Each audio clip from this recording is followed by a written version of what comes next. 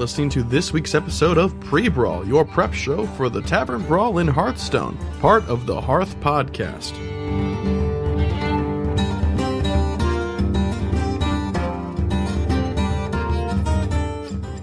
Hey, and welcome to the Pre-Brawl episode 6. Hey, Matt Hillman. Matt Hillman is here. My name is Christopher Peener. He always says hey and welcome. I don't know. It's like, I want to say hey back. And we've also got an Aiden Frost Rockarts here with us. Hey, I'm here. All three of us are here. This is for the Tavern Brawl starting the week of 22nd of July. And this week's Tavern Brawl is called Heart of the Sunwell. And for those of you who don't know what that's about yet, maybe you do, maybe you don't. The rule for this week is it's a that Draenei thing, right? That's we're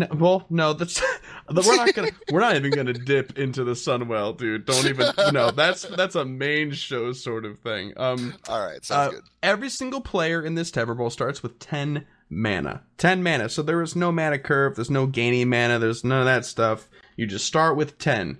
And that could lead to some wacky and interesting builds and decks and stuff because you get to construct a completely custom deck of your choosing with any class. So this is the sort of Tavern Brawl that Mr. Frost thrives in and enjoys. So he was overjoyed and just extremely happy. We were talking about this earlier, weren't you? Yes, I was. It's my favorite Tavern Brawl so far. Honestly, cool. I absolutely love it. Yeah. Oh, cool. I've played so much of it. Yeah, why don't you give us a little bit of like what your opinion is so far, some fun things you've seen at a cursory level before we get into like some strategies and stuff like that. Yeah, so the reason why it's a lot of fun, not only is it fun because like if you have I feel bad for people who don't have a huge collection because like it kind of sucks for them because starting with 10 mana, it makes a lot of cards fun. Like I love the reason I still play Hearthstone casual, like not playing ranked, is so I can play stuff like Malygos, Shaman, or Malygos, whatever. Like I'm currently trying to play ranked with Malilock because it's just I love cards like that. I love trolley cards. I love playing stuff like Mill Rogue. I love playing stuff like Mill Druid. And this is the exact type of game mode that you need to play those. Like the reason why it's so good is because it completely kills Face Hunter, it completely kills Aggro Paladin, it kills Zoo. Because, yeah, great, they play their entire hand, but they don't have any draw. Like, yeah, they can play their entire hand turn one, but if you have any sort of clear, rip their entire deck. Sounds like the game we played earlier, dude. Yeah, I believe funny. The exact quote was, "Looks like you're running out of steam there, Chris." Yeah, on like turn 2, Chris was out of like all of his cards, and then yeah. he tried to play like Patron Warrior or something. It's like I've seen Patron Warrior work, game. But yeah. like the reason decks like that are good because they draw their entire deck, which you're not going to draw your entire deck when you have to deal like with turn 1 Alex draws yourself down to 15, turn 2 Malygos or something. There's no way that you can draw your entire deck to get your combo when you're playing against stuff like that, which makes this game so much fun. Like it makes every single non-aggro deck good, and oh my lord, I've just been experimenting. I've played like maybe like 30 games of it, 25 games of it. Sure. Like it's holy shit, dude. Wow. I'm just gonna keep spamming it. It's crazy. Cool. I have played like 3. Okay, well, what's your opinion of it so far? Just as like a blanket statement, is this a thumbs up, a thumbs down, or somewhere in the middle for you, Matt?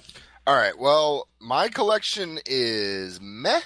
I mean, I have some legendaries. I have all the ones that you can get from Naxxramas and the mountain. Holy shit, Blackrock Mountain. There you go. I was thinking BRF the whole time, and I'm like, that's not right. Yeah, I have Wrong game, all mate. of those legendaries. So I have some legendaries to play. It's not all about legendaries, but it's like if you don't have big minions to play, then you can't really do much. I guess you could just flood the board with mechs, but then you're out of cards, so it's kind of like whatever. I really enjoyed... I put a priest deck together, and the first game I went into, I played priest, and I got a mind control in my hand, and I was like, sweet, I mulliganed all the other cards, I got my other mind control. So I had 2 mind controls. Granted, for turn 1, you have 10 mana, so you can cast it. First thing that my opponent does, he's playing Paladin, he puts out Malygos. So I'm like, alright, I'll steal it, why not? So I steal Malygos, and I'm like, sorry. And then next turn, I imagine he's like, oh, mind control. All right, well, there's no way he's got another one. He plays Tyrion. And I was like, oh, so I stole that too. So I started the game with two mind controls. And after 2 turns, I had Malagos, and which I was playing in my own deck, because Malagos plus Mind Blast is 10 damage. We've already talked about this. And it's like, if you have 10 mana, why not? So I started off the game basically stealing his first 2 drops, and I won the game from there. It was great.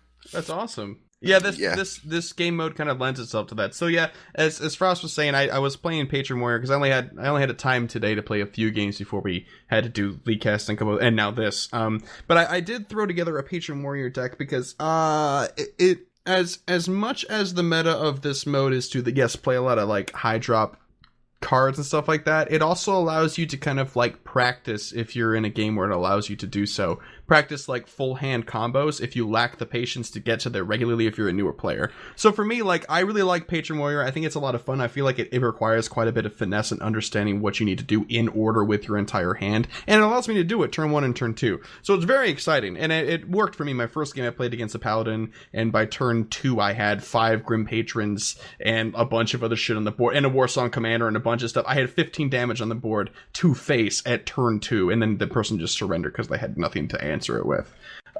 It's very interesting when you remove something so fundamental to the balance of the game like mana curve. Which brings us into probably what the heart of this pre-brawl is going to be about, is how to take advantage of this now broken mechanic of what is supposed to be a strategic balanced game. So in what ways, other than putting your deck full of high drop creatures, can you best take advantage of this sort of stuff? And like, what cards become irrelevant? Like, a lot of druid, like ramp druid cards become irrelevant. Like, you don't need a Nervate anymore. It's still good.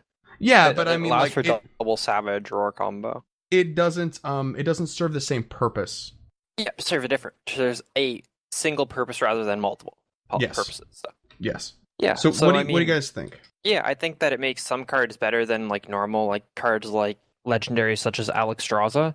I think Alexstrasza has become the best legendary in the entire game mode because you can turn 1 Alexstrasza them down to 15 HP. So it's just like, that is like that. I've done that so many openings. It's just hilarious. They just don't know what to do. It's, oh, you did 15 damage on turn 1.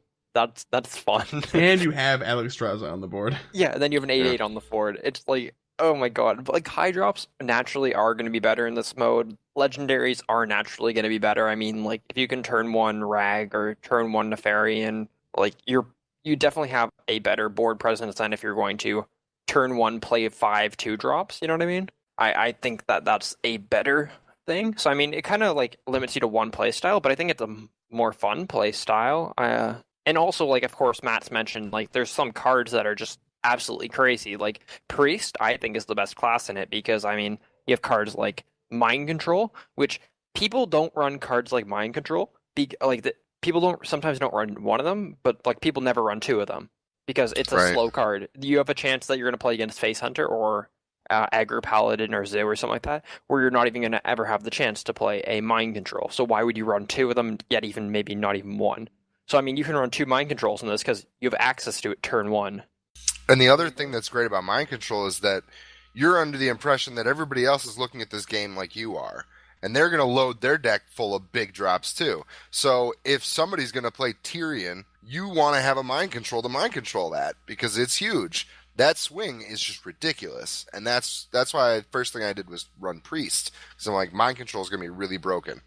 Yeah, but I mentioned earlier that I like playing Malagos decks. I think Malagos is my favorite card in the entire game. Plus 5 spell damage is kind of trolly. But I mean, the reason I like it is because, well, not naturally it's a hard deck to win with in normal games because, I mean, once again, it's slow. Half your games are going to be against aggro decks, half them are going to be against control decks. So in order for Malagos to work naturally, is you usually have to cost reduct it through Thorson, the best card in the game, or like then you still have the chance of it being removed the first turn, or like if you're playing it aggro, not even going to get to the point where you can drop Malagos. But in this, you can turn 1 drop Malagos, and then chances are, unless they're priests and they have like I guess only priest's only way of removing it would be Mind Control, because they can't even Shadow Word Death or Shadow Word Pain it. So I mean, they have no way of removing it turn 1. So therefore, turn 2, you have 10 mana to unleash spells on them. Like, it's just trolly stuff like that, which is just so much fun to do. Like, I think that this mode really opens up a ton of possibilities. Like, there's so many legendaries that I mentioned on the main show that, oh, you don't run 9-drops unless they win you the game. I think a lot of pros talk about that. I know Kripparrian talks about it a lot, is you don't run, for example, you don't run Nefarian because it's not going to win you the game. Whereas here, it doesn't matter. It's just like, it might as well be a 2-drop in terms of a mana curve, because that's what you start at. And placement and like in the space it takes up in your deck and yada yada. Yeah, exactly. And the reason they say that is because if you're running a 9-drop, that's what you're playing that turn. It's basically a 10-drop, right? And so you can't do anything else that turn. So if you're going to run a 9-drop, it better win you the game. In this instance, you can run whatever you want because mana is not an issue. Mm-hmm. It's the equivalent of running a zombie Cho in this mode. Like, you're never going to want a 1-drop turn 1 or any point in the game, whereas like if you're running a 9-drop in normal thing, you don't want it turn 1. Like, it's the exact opposite, so it's kind of the equivalent. And I think the best thing to do is to put as many high cost minions in here as you can, and the reason is if you're playing 1, maybe 2 a turn, you're going to be okay. If you're playing more than that, you're going to end up with an empty hand in your top decking. So I think draw is really, really important. I think that maybe Warlock would be one of the best classes to play. Main reasons, the drawing for free if you have Mal'Ganis plus Mal'Ganis. Turn 1 Mal'Ganis. Okay, my hero's immune till they kill that. You know, it's pretty crazy.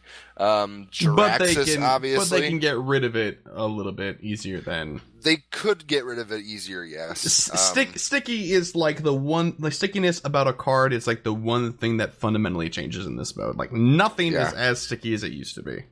And I think just one card that used to be... It kind of is bad and is really good in this, Rend Blackhand. Destroy a legendary minion if you're holding a dragon. Think of all the dragons you're going to be holding. Alexstrasza, Nefarian, Ysera. And then you play that and destroy a legendary minion. They have legendaries because that's what this is all about. So I think Rend Blackhand is really strong too. I would agree.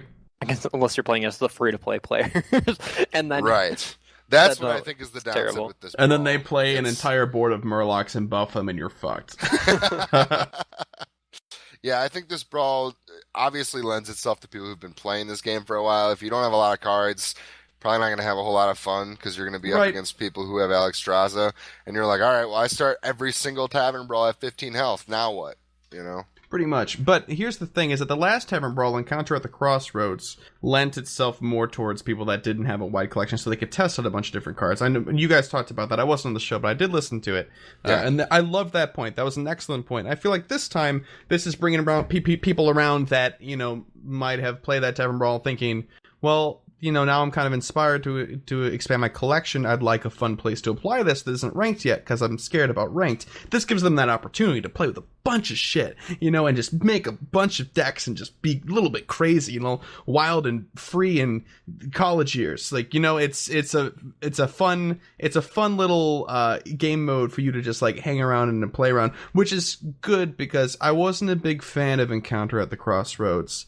And this one seems like 100% more fun to me. I mean, they're going back week to week. Like I've mentioned this before. Like week 1, they did a pre-constructed deck. Week 2, it was you make your own. Week 3, pre-constructed. You know, they're going back and forth. That I think is really, really smart because it doesn't completely isolate the player base who don't have cards or isolate the player base who wants to make these crazy decks with cards that are not meta. Right. So I mean, I think they're really handling it in the right way. And honestly, they're so much fun. Like every single week, I love playing these games. So let's talk about, and we do this.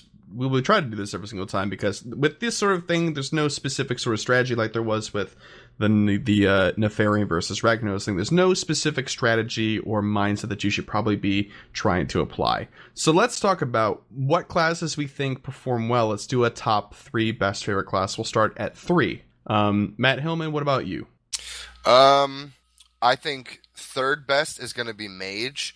Mage has a lot of different capabilities. I think Polymorph, if you run Polymorph and BGH, you can play both of those in the same turn, and that removes 2 of their big threats in one turn. There's also, Flame Strike, and all of the mage secrets are really good in this mode. Obviously, Ice Block is huge. Oh, sure. But just like any of the mage secrets are great. So mage is pretty good. I think next is probably priest. Priest is really, really strong because you have mind control. If you have Vol'jin, you can change any of the big drops they put out to have less health, which is also pretty awesome. But I think the top pick is definitely going to be Warlock. I think the passive the hero power is just way too strong. This is a lot of drawing. You need a lot of draw, and Warlock has so many different ways to deal with being at low health. You can play Sea Giants turn 1 and Molten Giants as soon as you start getting low, and then Mal'Ganis. Like, it's just really, really strong. I think Warlock is going to be the top class. Okay. What about you, Frost? So my list is actually fairly different. Well, actually, it's not that different. I mean, so number 3, I was gonna put in Shaman. No, maybe it's not the best, but I think it's. Turn 1 Alakir is pretty strong. I don't have Alakir, which makes me sad. Alakir double rock biter. Oh my Holy god, shit! that would be crazy. Oh my lord, that's disgusting. That would work. Flame, can you do that? How much is Alakir? 6? He's 8. Oh, he's 8. Okay. Yeah. But anyways, I think Shaman. I've been running a full spell Shaman deck. It's pretty well full spell and then Malagos. Nefarian. Oh yeah, Malagos. Yeah, so it's as soon as I get that Malagos out, dude, if they don't kill it, it's over. Double lava burst stuff. So I haven't experimented much with the other classes. I've played I've played every class except for Paladin and Rogue, which I don't think are going to be very good. But I do think that Shaman will be number 3, just based off of the amount of spells that you can get off. You can just spell. The overload unlock card. Then next turn spell.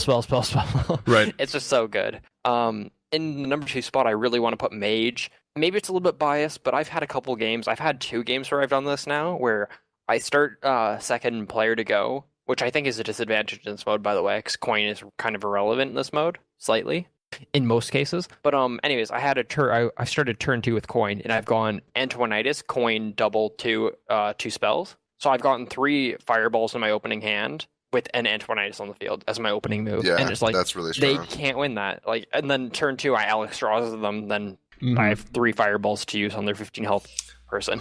Are you running any 1-drop spells like the Arcane Missiles or Arcane Explosion? I know that's a 2-drop. Anything like that? I was not, no. I was just running stuff like Unstable Portal and Frostbolt, which I had in my hand. Okay. I got 2 Frostbolts off that turn, which is hilarious. It's just that secures the win 100% on turn 2. Oh, sure, sure. Yeah, exactly. It does. Yeah, so that would be my number 2. And number 1, 100% Priest. Priest is just so good in these modes. Not only do they have mind control, which we mentioned is an absolute counter to, literally anything that your opponent plays, unless they're trying to play a rush deck, which might screw you over a little bit.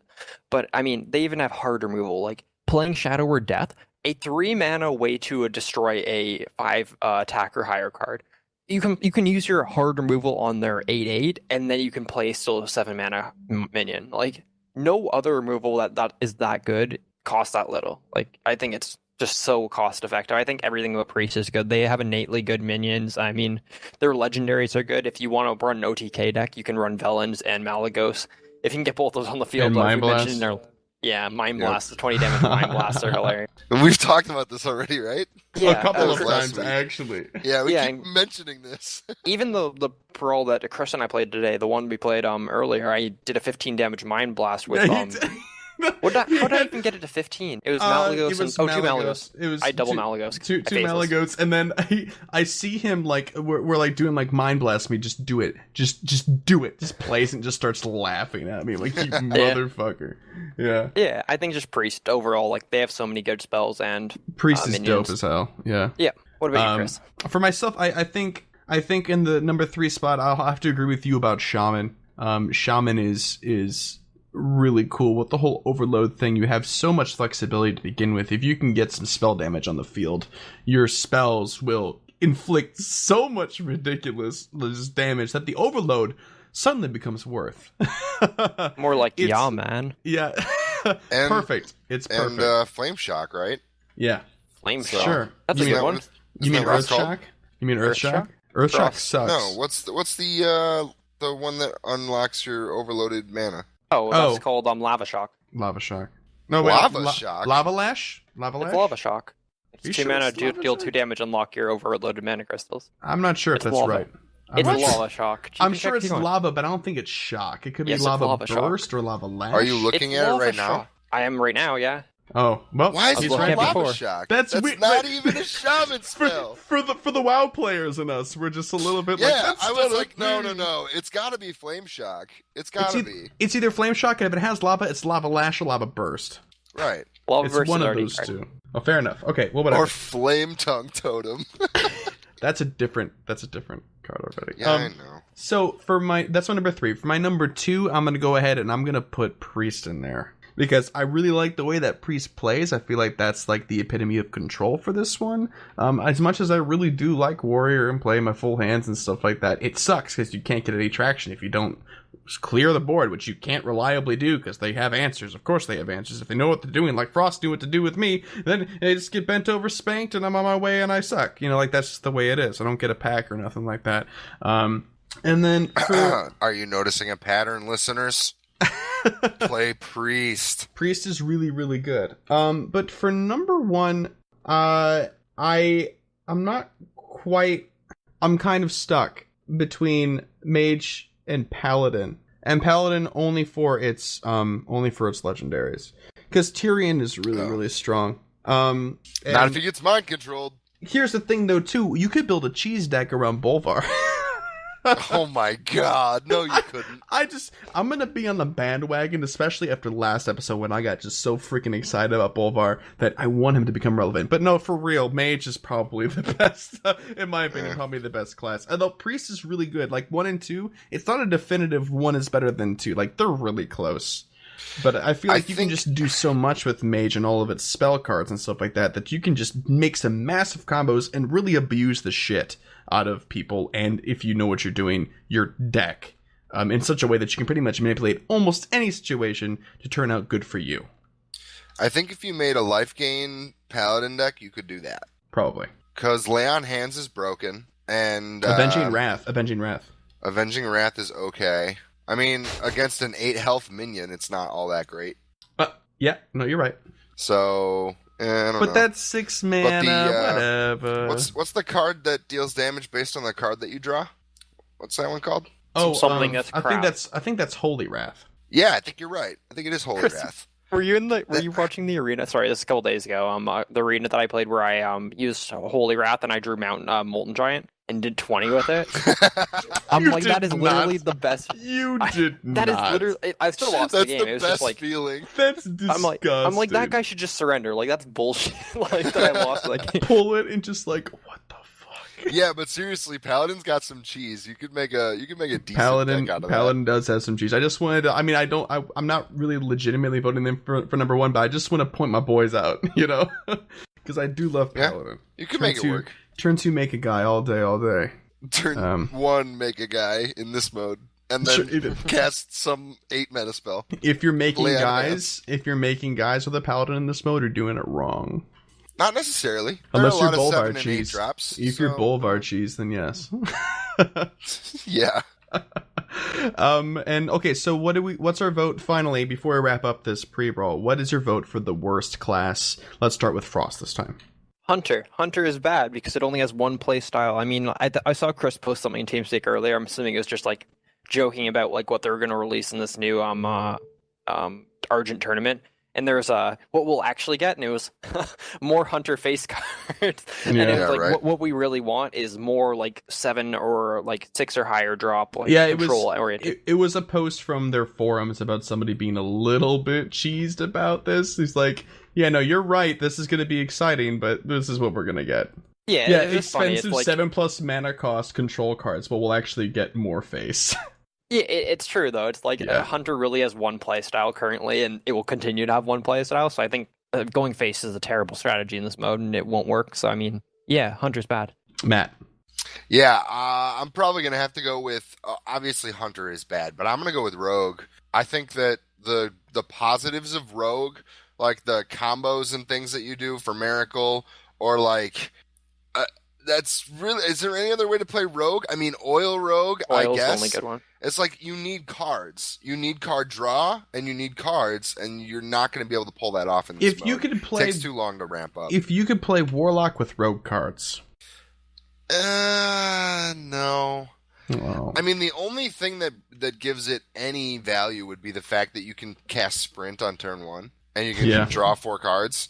But if you don't have Cast Sprint in your double starting sprint. hand, if you yeah, exactly. If you don't have at least 1 Sprint in your starting hand, and then you mulligan and you don't get a Sprint, just surrender. Like there's nothing you can do. So that's fair. That wouldn't be very fun, I don't think. Well, I'm inclined to agree, but I think Warrior, since I had some fun with it, I just think it's unpredictable. At least Rogue is reliably bad. You know what I mean? But like with Warrior, it's a lot. Your cards, all of your cards that you think you can play in tandem with each other for combos and such like that, are low cost cards that do specific effects. Draw cards based on how many damage minions you have like that. Whirlwind, deal 1 damage, deal 2 damage with Revenge or whatever. Matt, go ahead. What about turn 1 Alexstrasza, turn 2 Grommash into double Inner Rage? I mean, there's combos. The only way you're going to win with a warrior deck is combos. Like I was playing against a warrior earlier, and it was a OTK warrior, and he was running. I was curious. I'm like, why is he not playing anything? He's just holding on to all his cards. Is he just like wanting to see what I'm going to play or something and going to execute it or shield slam it or something? No, he was running like the 3/3 Worgens, right? And I'm like, that's weird. Oh. And then he starts hitting it, like he like inner rages it, like gives it the plus 3/3/2 damage minion. Rampage, yeah. Mm-hmm. Yeah, gives it charge, gives it like, I'm like, oh god, and he did 26 to me in one turn. I won the game because I thought he didn't do any damage earlier, but I mean, like, he did 26 in one turn. I'm like, yeah, combo warriors the only way you're going to win, whether it be like Alexstrasza and Grommash or stuff like that. If he had a heroic strike, he would have won that game. Yeah, dude, he's out of mana, but sure. Okay, so what about Armor Warrior? Would that work in this mode at all? To just try to stall the game? Yeah, you would obviously need Armor Smith and shield block and all this other stuff to get armor, but I don't think you have enough time. Here's the deal, though, too, because you want to get Armor Smith when you play an Armor Warrior out in the field where it's a place where you can tick it down one at a time. Otherwise, it loses value out of it, right?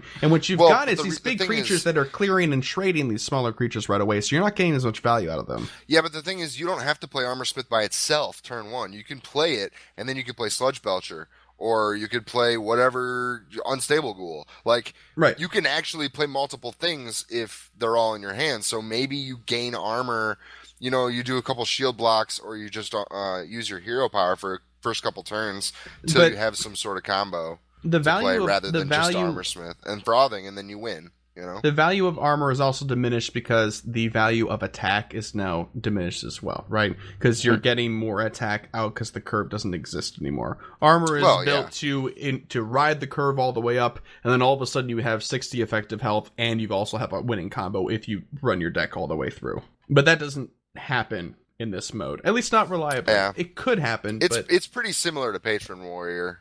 It would be like armor gain, and you would just need the right cards. So good Patron Warrior decks also run a little bit of armor too. Well, yeah, at least Armor Smiths. But you're gonna run Armor Smiths, but I'm just saying, if you went full out armor on that with the minion that gives you armor, the shield blocks, shield slams, all that other stuff, like you're right, 100%. I think if you got the right cards, it might work.